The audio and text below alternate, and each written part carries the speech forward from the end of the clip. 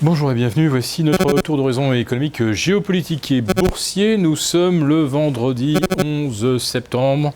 Goldman Sachs vient de publier une étude absolument génialissime dans laquelle il est démontré que le pétrole peut tomber à 20 $. Souvenons-nous que lorsque Goldman Sachs avait sorti une étude en mai 2008, quand le pétrole était à 140 $, expliquant qu'il irait sans aucun doute chercher les 200, il avait rechuté dans la foulée sous les 40. Donc si Goldman Sachs vous parle d'un pétrole à 20 $, c'est qu'il faut donc maintenant l'atteindre, il faut donc se préparer à le voir remonter vers 70 ou 75. Je ne vais pas débattre de la stupidité de l'hypothèse des 20 $, puisqu'à 20 $, tous les pays producteurs seraient en faillite, y compris l'Arabie Saoudite, dont la paix sociale s'achète évidemment à coup de pétrodollars. Réduisez encore de moitié les recettes de l'Arabie Saoudite, et c'est la guerre civile. Et là, pour le coup, ça sera un printemps arabe qui portera bien son nom, puisque ce sera le printemps d'Arabie Saoudite. Voilà, je referme la parenthèse Goldman Sachs, en vous recommandant néanmoins de vous intéresser au secteur pétrolier et de commencer à mettre un doigt éventuellement dans des parapétrolières, éventuellement aux États-Unis, en Norvège, transocéan, en Suisse par exemple, qui est également coté à Wall Street. Voilà, donc les parapétrolières aujourd'hui, ça me paraît être un secteur sur lequel on peut glisser un doigt.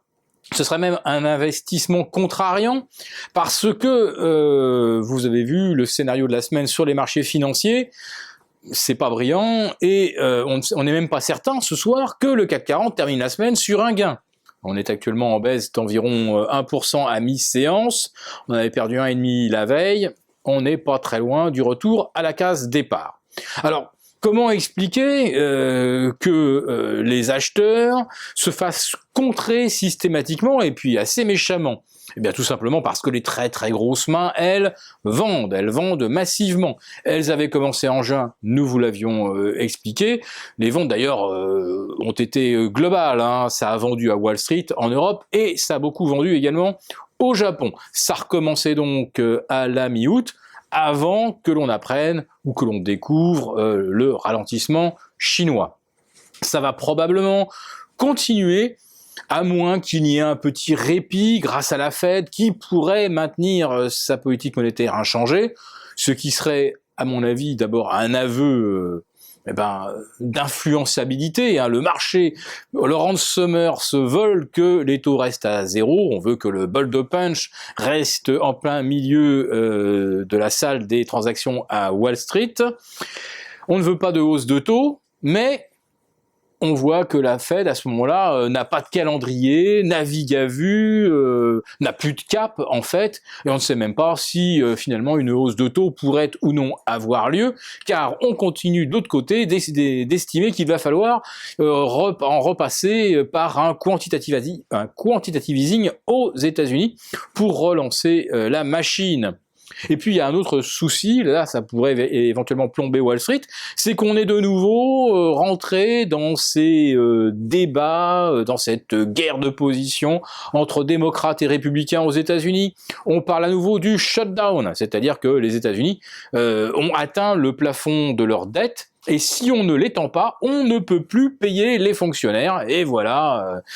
Alors après ça, on se rejettera la faute, etc.